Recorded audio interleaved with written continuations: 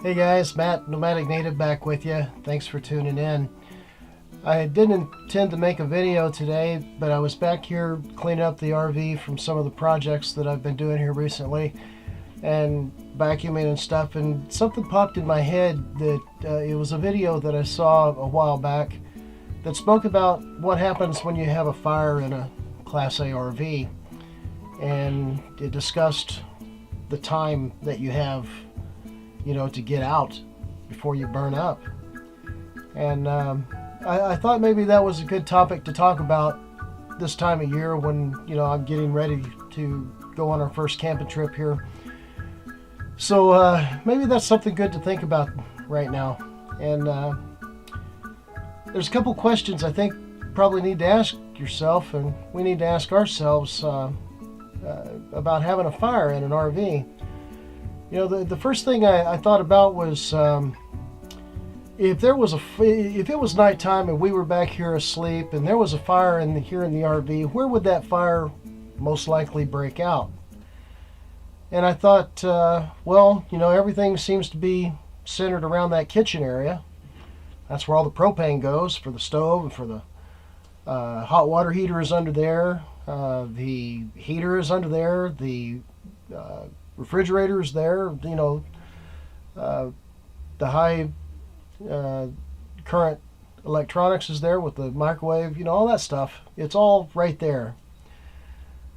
And I thought to myself, there's a couple questions you need to ask, because you're going to be back here asleep. It's going to be dark night. And that video that I saw said that in a 40-foot Class A RV, on average, I guess there's people somewhere who study these things, said on average you have about 20 seconds before you're overcome by smoke.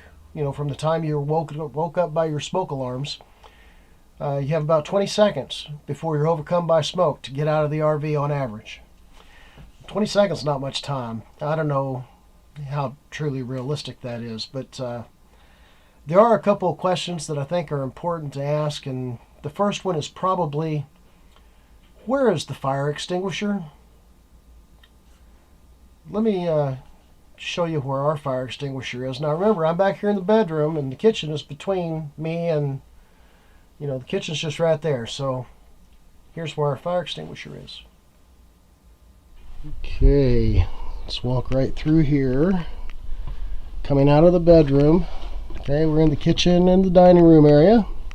Coming to the front door, and lo and behold, there's the fire extinguisher right there by the front door. Okay, so from the bedroom into the kitchen, and the fire extinguisher is up there by the front door.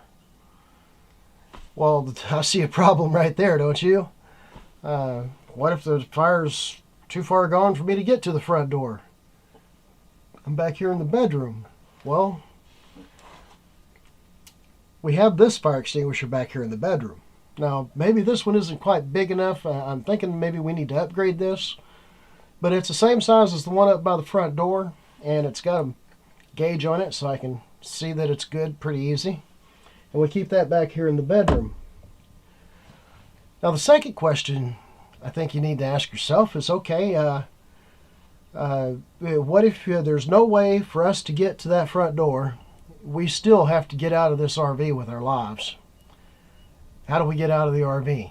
Well, I think every RV has an emergency escape window back in the back of the RV. Some have a back door, I've seen, especially on some fifth wheels, but in our Class A RV, we only have one way out other than that front door, and that is through an escape window, and I'll show you that now. Okay guys, I know the lighting is probably crap, but I hope you can see this okay. It was kind of hard to figure out a way to set the camera up back here in the bedroom, kind of cramped with a tripod, so you could get the shot here. But this is the window at the foot of our bed. We have about, 2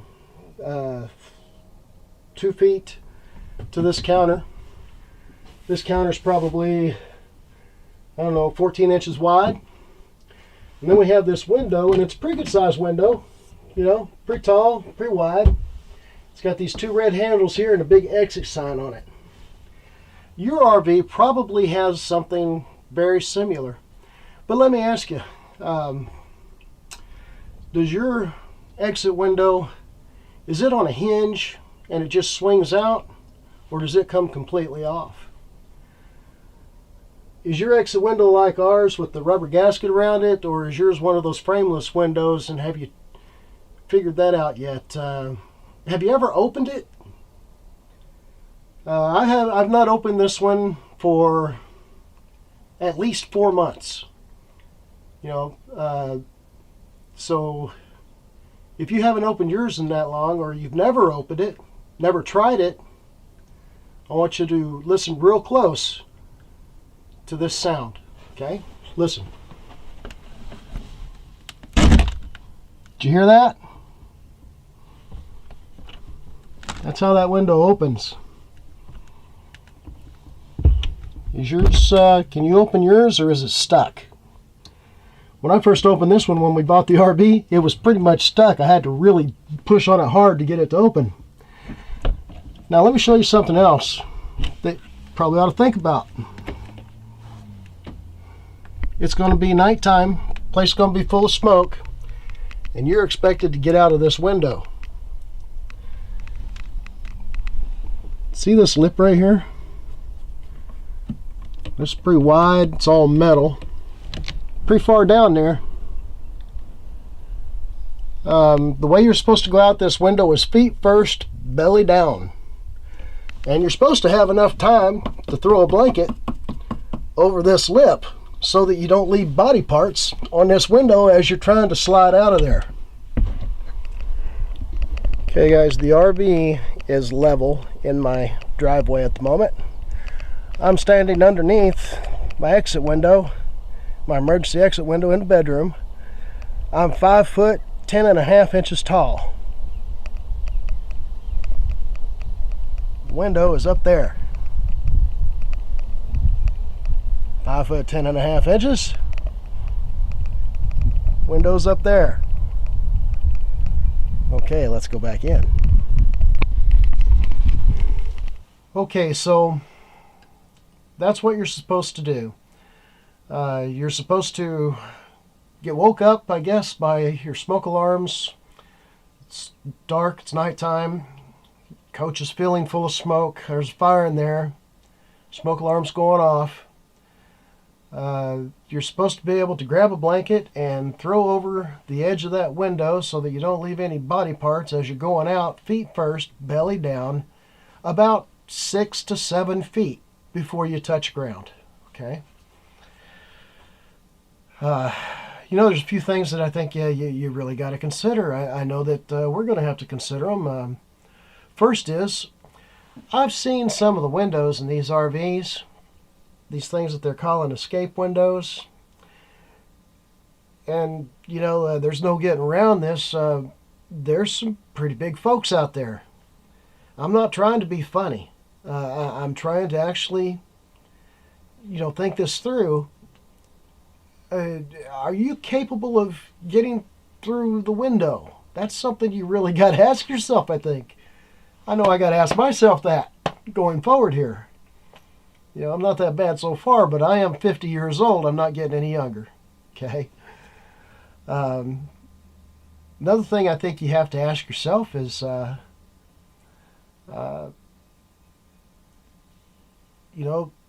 I say, we're not getting any younger.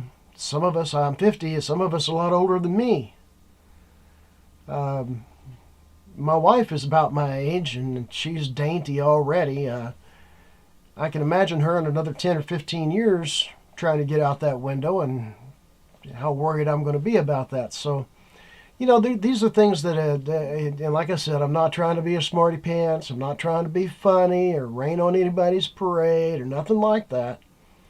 These are things that I'm thinking about, and things that maybe we all need to think about. I don't know. Maybe. So anyway, I wanted to make this video to talk about those things and to put it in everybody's head, the safety thing in everybody's head. I think that's a really good thing to think about, getting ready for the season. So anyway, guys, thanks for tuning into the video. We really appreciate you watching.